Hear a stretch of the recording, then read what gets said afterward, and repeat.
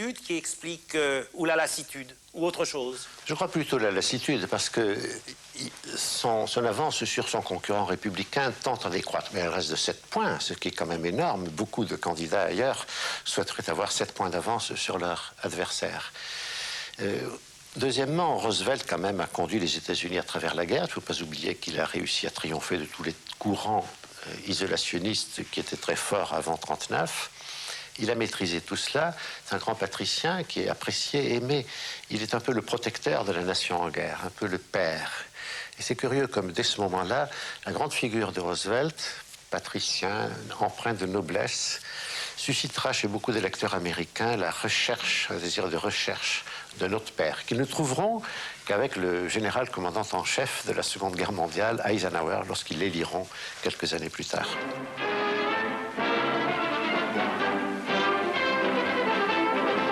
In the heart of Long Island City, a huge new post office to speed soldiers' gifts overseas. To this 13-acre building, put up in 4 months, come Christmas packages from all over, addressed care of Postmaster, New York City, and destined for Europe, Africa, or Asia. Since September 15th, the building has handled 30 million packages. 40 million more this year are expected, but the staff of 10,000 will not be overburdened. In this acre-sized room, gifts are separated according to APO numbers. Today, Postmaster General Frank Walker, visiting the GI Post Office with New York Postmaster Goldman, congratulates employees on a job well done. May I say a word of appreciation to the men in the Postal Service and the men in the Army Postal Service for the fine work you have done throughout this entire 5 or 6 weeks. But it's been a grand cause, sending gifts to the armed forces who are doing such a grand job for us overseas. In its final stages, the mail is handled exclusively by Army personnel. They sort packages according to individual combat units, sometimes classifying them right down to the company of the individual soldier. Like the civilians, they too work 3 8-hour shifts. Headache department, broken packages. Every day, 25,000 of them inadequately wrapped or defective. Wrap your parcel carefully. Tie it securely, and you'll be sure he receives it intact. For America's 6 million men overseas, this wartime Christmas will be bright.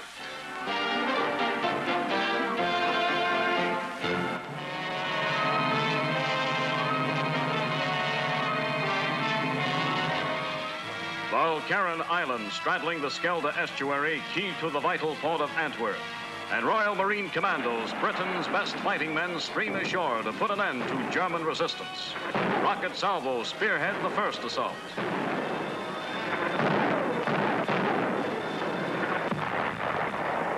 Rocket-firing Typhoon bombard shore batteries. This is Vest Capel, bloodiest landing operation since Tarawa. And of the first 25 landing ships to storm the beach, 20 were lost with all hands.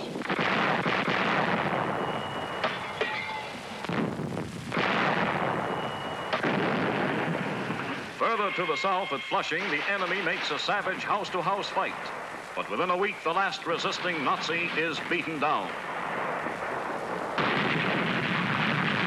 A total of 12,000 prisoners were bagged by the heroic Canadian First Army. Hollanders are evacuated to the mainland with their children, and a mattress serves a wounded civilian as an impromptu stretcher. Now, 80,000 tons of war supplies will pass every day through the undamaged port of Antwerp. The final all-out assault on Germany is in sight.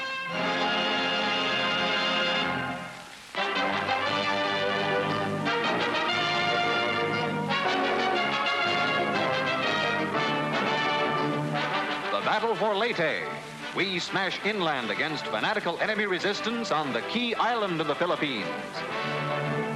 General MacArthur's prediction comes true as the Japanese throw in everything they've got to stem the fight to cut their empire in two. Now, huge quantities of supplies come in unhindered as the dramatic story of the fight for the Philippines moves to a new phase.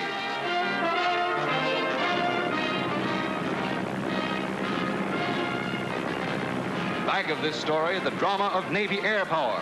Carrier-based planes that have cut a sky trail across the Pacific. Planes that spell disaster for the enemy. On one carrier, a lookout spots a Jap dive bomber. Then it's hell in the skies.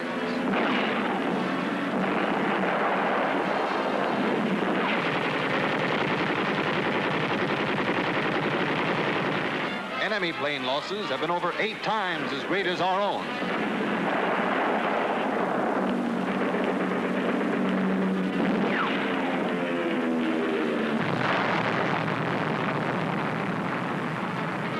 The U.S. carrier Princeton is hit and bursts into flames.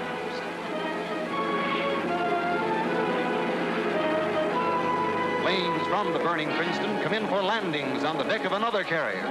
They're joined by other planes that have returned to refuel and rearm after fighting the Japs in the air. Another, its left wheel missing, comes in for a safe landing.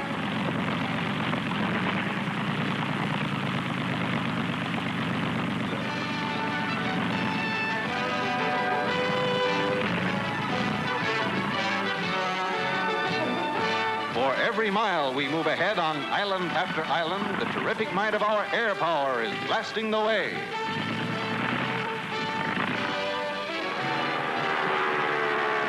Planes by the thousands for Pacific victory as our floating airfields move relentlessly closer and closer to Japan itself.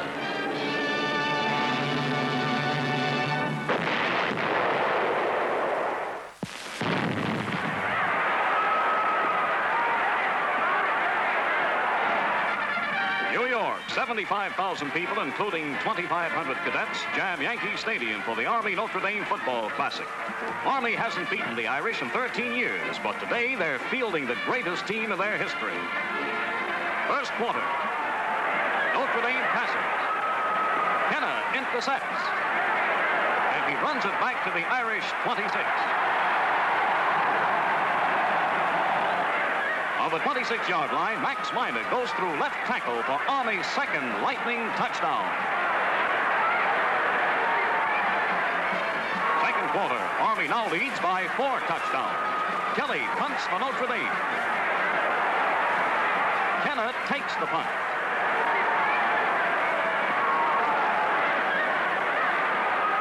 He reverses his field. And with beautiful blocking, he lights out for the Irish goal. But he's downed on the 21. From the 21, Glenn Davis sweeps right end and scores standing up. Irish nothing, Army 33, beginning the second half. Kelly punts for Notre Dame. And Kenna takes it again. Then he hands it to Minor. Texas Whippet is off on a 60-yard dash for Army's 6th touchdown.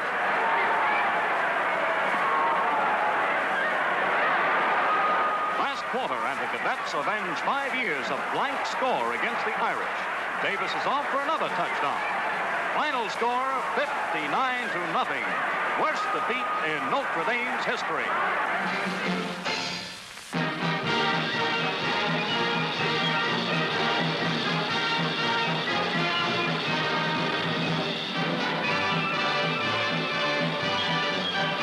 The men of the United States Marine Corps during the past year have carried their banners across the Pacific into the strongholds of a stubborn and vicious enemy. Their assault forces have stormed coral reefs and jungle beaches. They have pursued the Jap across mountains and through swamps. They have sought him out in foxholes and in caves. They have attacked him with small arms and flamethrowers, with rockets and cannon, with tanks and planes. The Stars and Stripes have been planted on islands called Impregnable. Bougainville, Tarawa, Cape Gloucester, Kwajalein, Eniwetok, Saipan, Tinian, Guam, Palau. Men of the Corps know the war bonds you have bought have helped to make those vital triumphs possible. And knowing that, they are confident you will give them still greater support for the still greater offensives to come. You and the Marines have made a great team this past year, so when on November 10th, the Marine Corps marks its 169th anniversary, pledge yourselves to stay on that team. Do your share for victory when the 6th War Loan gets underway. As the Marines enter the 4th year of this war, their hearts turn towards home. But every step takes them further from home. There will be no V-Day for them until there is peace all over the world. For those who remain to fight know that if their dead could speak, they would say, help our comrades who live to carry on. Give them medicine with which to heal. Give them weapons with which to fight. If you do this, then we who are gone will know that our going was not in vain. We gave everything so that you need give only something. Your country is still at war. Are you?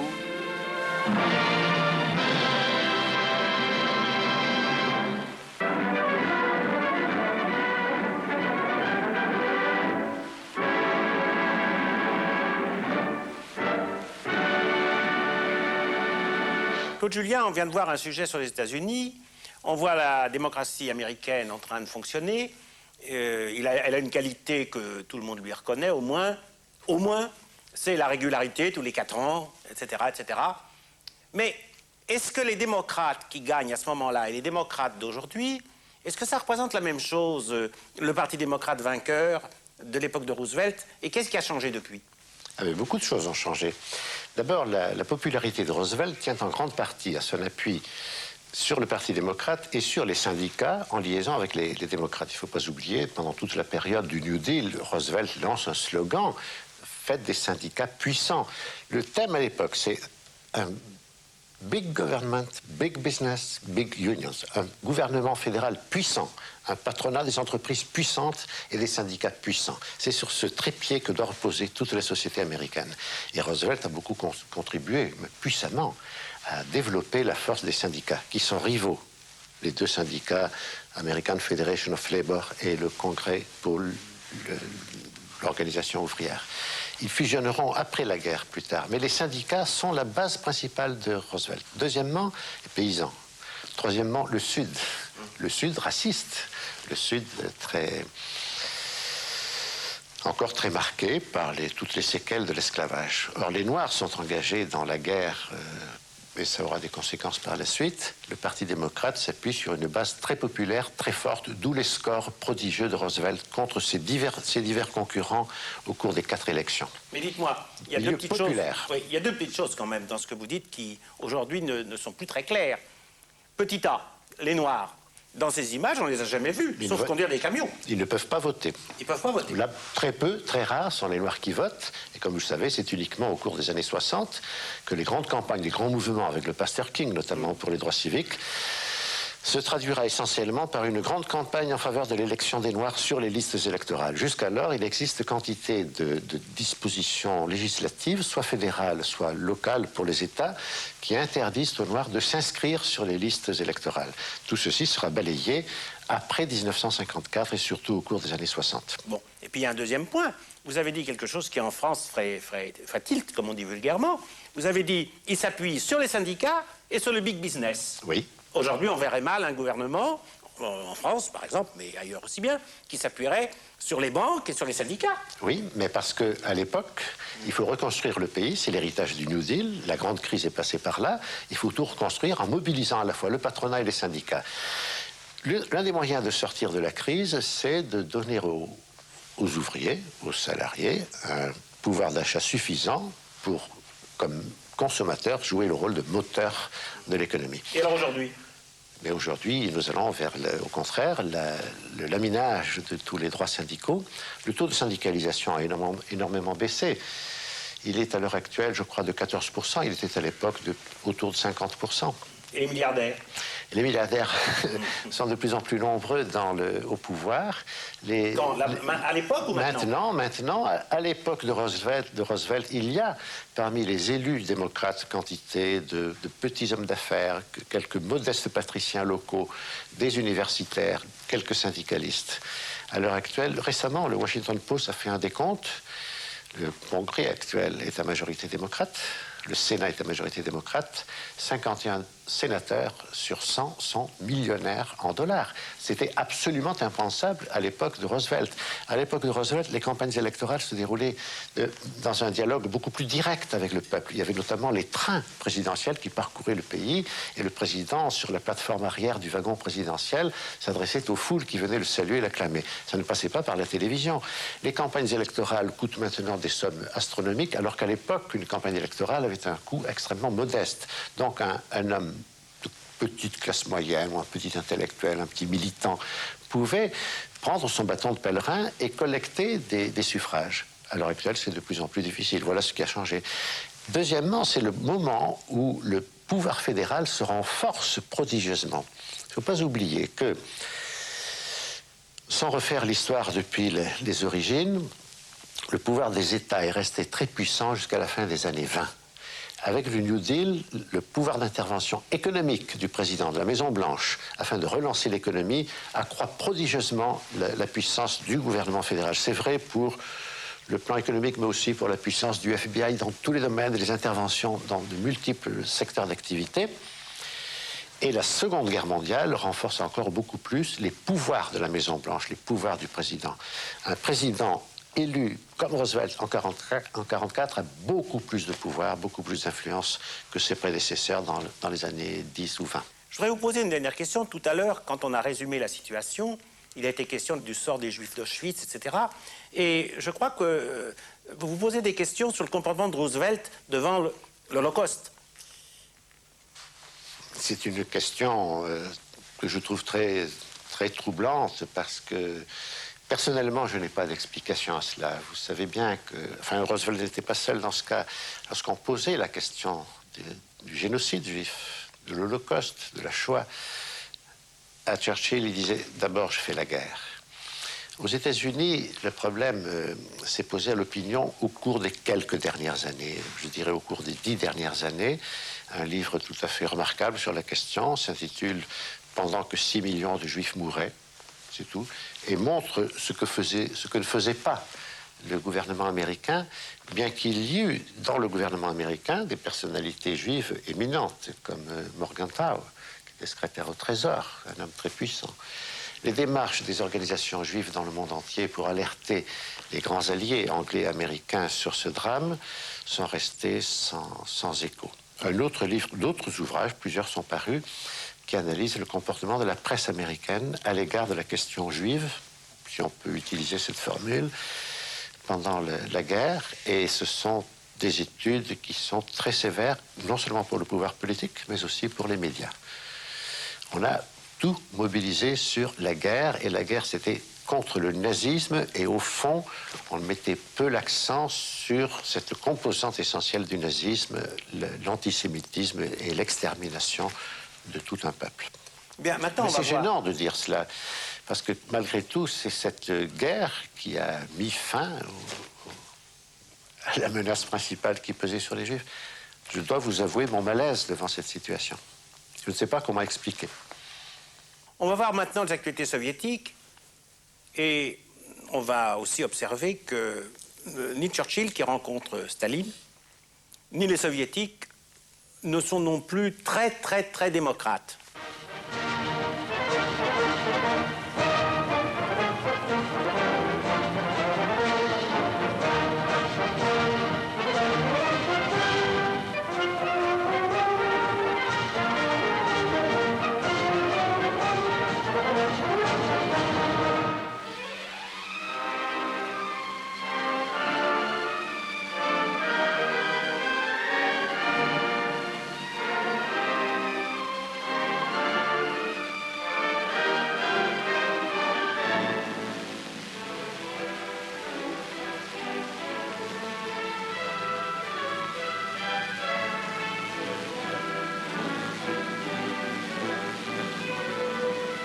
Председатель Совета народных комиссаров Союза СССР товарищ Сталин. Премьер-министр Великобритании господин Черчилль. Министр иностранных дел господин Иден. Заместитель председателя Совнаркома и народный комиссар иностранных дел Союза СССР товарищ Молотов. Посол Соединенных Штатов Америки господин Гарриман. посол Великобритании господин Керр и посол СССР в Великобритании товарищ Гусев.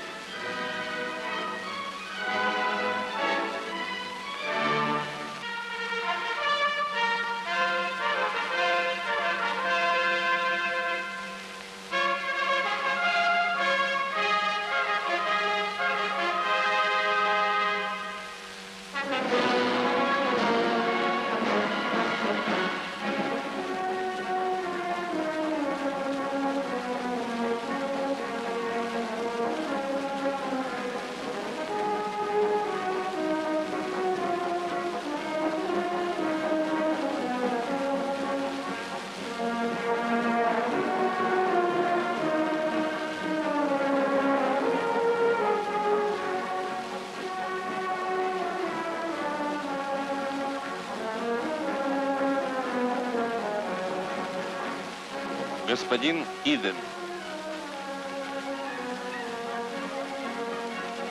Господин Керр.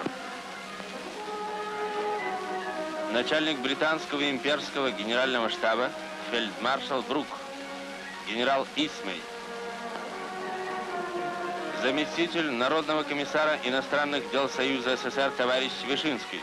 Заместитель Народного комиссара иностранных дел Союза СССР товарищ Майский. Заместитель начальника генерального штаба генерал армии Антонов. Начальник отдела внешних сношений Народного комиссариата обороны генерал-майор Кутузов. Посол товарищ Гусев.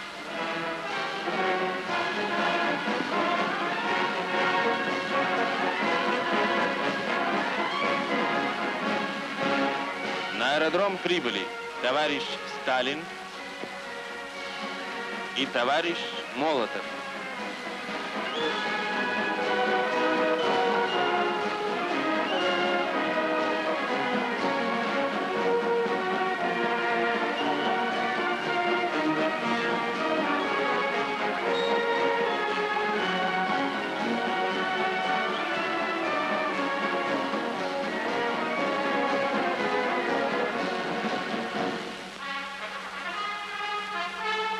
Господин Черчилль.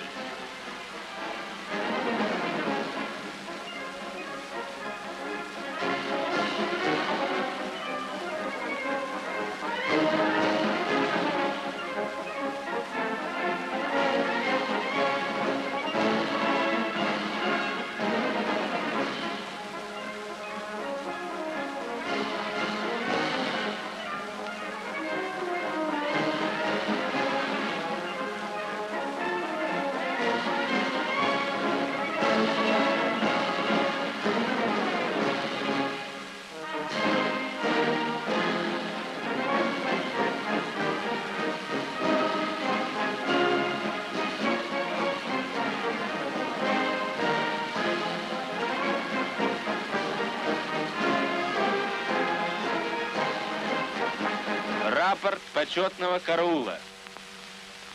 Господин премьер-министр Великобритании, почетный караул от частей московского гарнизона по случаю вашего отъезда построен. Начальник почетного караула капитан Гуркин.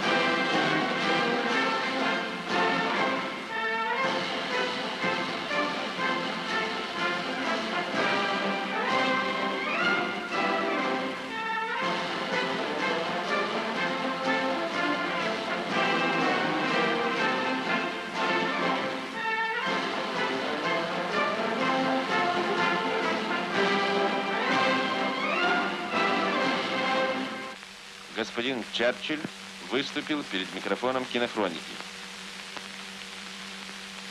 Marshal Stalin, Your Excellencies, Маршал Сталин, ladies and ваше gentlemen, превосходительство, леди и and джентльмены, comrades друзья, gathered here, военные товарищи, собравшиеся здесь. I have now come to the end of a most strenuous, but at the same time Теперь я подошел к концу наиболее напряженного и в то же время наиболее приятного посещения Москвы. we have Мы работали очень много. as I said last night, Как я сказал вчера вечером, мы являлись на нашем совещании рабочими и солдатами. and soldiers, but the generous hospitality and cordial friendship Но то великодушное гостеприимство with which и we have сердечная been дружественность, welcomed с которыми нас and приветствовали sustained и с которыми нас принимали, me and my friend and colleague, оставили у меня the foreign и secretary, у моего друга и коллеги, министра иностранных дел, господина Идена, memories самые приятные воспоминания of these об этих насыщенных и and серьезных днях. serious days. Most of all has it been a pleasure to me and an honor Самым большим удовольствием и честью для меня было то, intimate talk что я имел так много with my длительных friend and и war задушевных comrade, бесед с моим другом Stalin, и военным товарищем маршалом Сталиным, and to deal with the many difficult questions inseparable from the и то, что я занимался многими трудными вопросами, of great nations неразрывно связанными с объединенным маршем великих народов вперед many vices через многочисленные превратности войны. I hope most earnestly, and I believe with deep conviction, that the warrior statesman Я глубоко надеюсь at the head и of верю, Russia будучи твердо убежден, что полководец, not only государственный деятель, the стоящий во главе России, peoples поведет русский народ, of Russia все народы России through this через эти these годы years of грозы storm и бури and к солнечным дням into the sunlight более свободного of a и счастливого века для всех. and happier age for all. And that with him in И this что с ним gospel march, в выполнение этой задачи будут идти страны британского содружества наций и могущественные Соединенные Штаты Америки.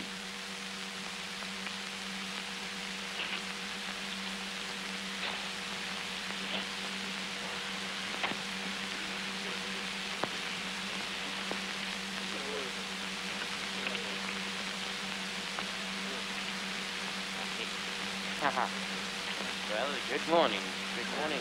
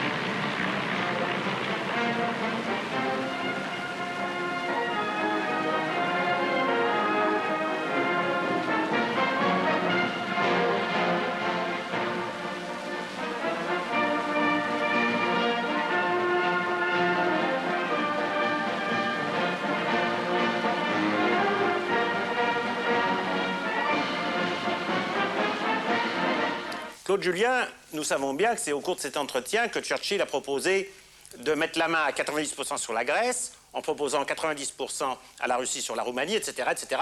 50-50 la Hongrie. Et depuis 50 ans, on dit toujours c'est à Yalta que les Russes, les Soviétiques ont mis la main sur l'Europe centrale.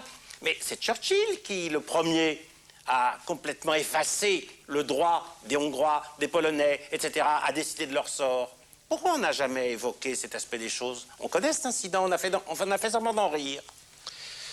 C'était parfois évoqué dans la presse écrite, pas tellement dans les grands moyens d'information. Je crois qu'il y avait un malaise, parce que, en fait, ceci signifie que la Grande-Bretagne est très démocratique, Churchill était un démocrate, mais ça veut dire donc que la démocratie serait un privilège pour les peuples qui bénéficient d'un régime démocratique, et que ce privilège ne s'étendrait pas aux pays extérieurs sur lesquels telle ou telle puissance démocratique a, à un moment donné, un droit de regard, un moyen d'influence, ce qui, moi, me choque énormément. Mais peut-être que toute cette période aussi est marquée, celle qui suivra la guerre, par une espèce de résignation, de fatalisme, au nom de la guerre froide, des rapports de force, devant le sort des peuples qui sont privés de liberté, qu'on exalte à persévérer dans l'espoir de conquérir un jour la liberté, mais sans vraiment faire grand-chose pour les y aider.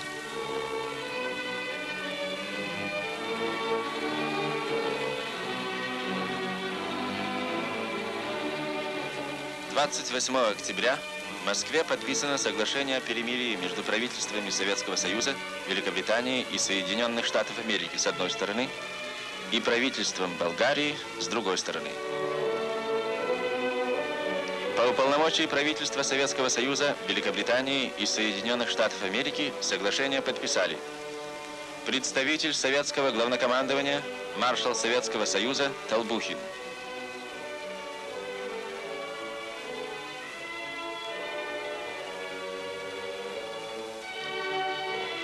Представитель Верховного командующего союзников в Средиземноморском районе, генерал-лейтенант Гаммель.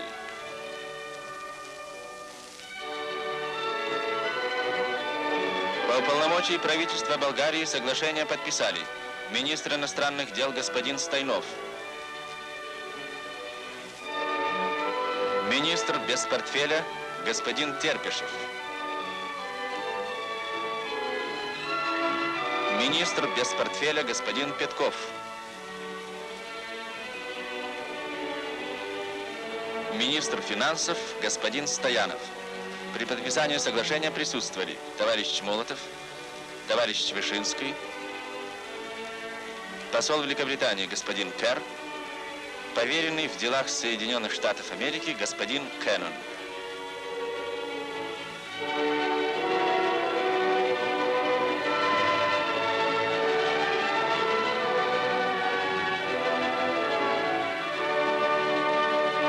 Claude Julien, le comportement diplomatique des Bulgares pendant la guerre est un chef-d'œuvre, un bijou d'équilibrisme subtil. Quand les Allemands gagnaient la guerre, ils ont déclaré la guerre aux Anglais. Pas de risque, c'est loin. Mais surtout pas aux Russes, c'est prêt. Alors les Russes se sont énervés, et maintenant que les Russes gagnent, les Russes ont déclaré la guerre aux Bulgares. Aussitôt, les Bulgares ont dit on fait la paix. Et puis ils ont déclaré la guerre aux Allemands. Tout ça en l'espace de quelques semaines. C'est assez extraordinaire. Et la population soutenant tous ces mouvements d'enthousiasme.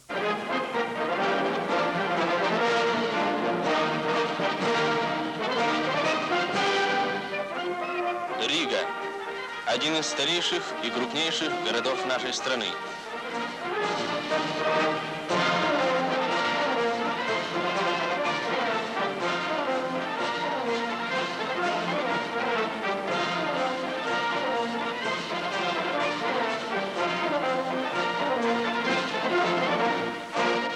Овладев Ригой, Красная Армия освободила последнюю из 7 столиц союзных республик, находившихся под вражеским игом.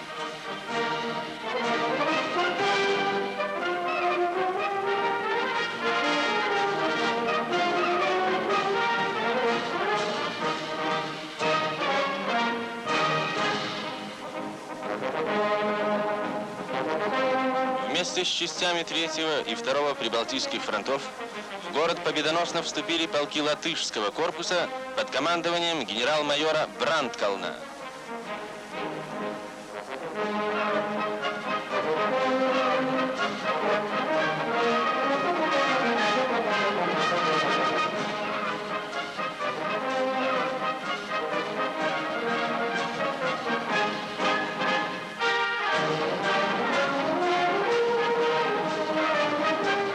Братская встреча рижан со своими освободителями превратилась в мощную демонстрацию единства латышского народа с Красной армией.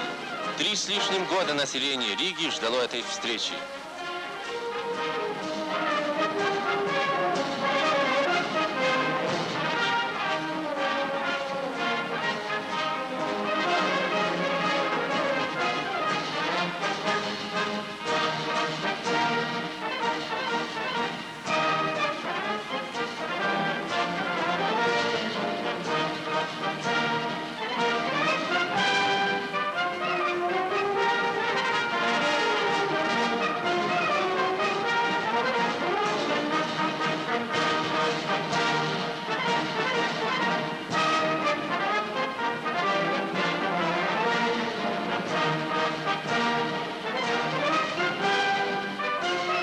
Рига возвращена советской стране.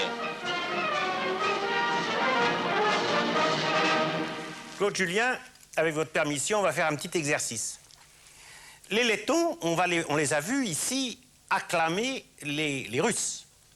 Mais en 1941, c'est-à-dire il y a quelques années, on les a vus acclamer les Allemands. En 1940, ils avaient aussi acclamé les Russes. Et en 1917, les Allemands. Mais ce ne sont pas les mêmes Lettons. Parce que dans le sujet que vous venez de voir, vous avez pu remarquer que les femmes ont tous des foulards et des fichus. Ce sont des Russes de Lettonie. Et la façon dont les hommes s'embrassent sur la bouche, c'est la manière slave, c'est pas la manière des Lettons. Alors pour qu'on le voit bien, on va voir maintenant ceux qui ont acclamé les Allemands il y a 3 ans. Regardez ces images, vous verrez, ce ne sont pas les mêmes personnes. Pour la 3e fois depuis 1917, les troupes allemandes occupent la vieille cité commerciale de Riga qui, au cours de son histoire, a toujours prouvé son attachement à l'Allemagne. Sous les acclamations de la population, les unités allemandes font leur entrée dans la ville.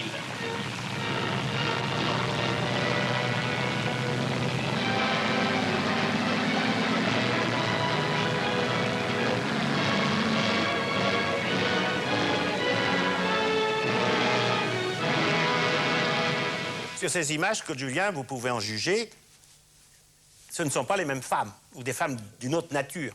Est-ce que ce sont des Lettones en partie, ou bien des Allemandes de Riga, car il y avait beaucoup d'Allemands à Riga, c'est vraisemblable. Chaque propagande a su donc montrer l'enthousiasme d'une partie de la population. C'est un sectaire. Et voilà comment on trompe les spectateurs en leur montrant des images qui sont authentiques, mais en vérité truquées. Claude Julien, je voudrais vous poser une question. À l'époque, donc il y a 50 ans, vous vous intéressiez aux États-Unis, puis vous avez été journaliste au Monde, tout de suite, et puis on connaît votre carrière au monde diplomatique. Est-ce qu'on peut dire comment, à l'époque où nous sommes, c'est-à-dire fin 1944, comment vous imaginiez le futur? Est-ce que vous en souvenez un petit peu? Je suis tenté de dire que, hélas, oui, je m'en souviens. Bien entendu, j'étais porté par l'optimisme général qui nous a submergés au moment de la libération et la fin de la guerre. Arrivant aux États-Unis peu après, j'avais sous les yeux le témoignage vivant, concret, de l'extraordinaire puissance des États-Unis, de telle sorte que je n'ai jamais douté de la supériorité économique, militaire et politique, morale si on veut, de l'Occident sur le bloc soviétique. C'était une situation un peu rare. Souvenez-vous qu'à ce moment-là, les gens de ma génération, nombreux, ont été plus ou moins séduits, plus ou moins fascinés par la puissance soviétique et par une idéologie marxiste. Moi, pas du tout. J'ai tout misé sur la supériorité de l'Occident. Mais malheureusement, les moyens de propagande à l'époque, ou d'information dirigée, devaient montrer que l'Occident était menacé et qu'il fallait surestimer la puissance soviétique afin de justifier un effort budgétaire et militaire contre le péril soviétique. Le péril était réel. Je crois que l'Occident a fait ce qu'il fallait, mais il a fait au-delà de ce qui était nécessaire, me semble-t-il, pour s'assurer de cette supériorité qui, pour moi, n'a jamais fait de doute. Je n'ai jamais eu peur de voir déferler sur l'Occident les blindés soviétiques. Et crispation de l'opinion publique sur le péril rouge m'a toujours profondément indisposé. Je pense que j'avais raison, ce péril s'est effondré. Merci Claude Julien d'avoir su être un bon analyste, mais nous le savions déjà, et de vous remémorer le détail de cette analyse d'il y a 50 ans. La semaine prochaine, à Histoire parallèle, on verra des actualités nippones et soviétiques.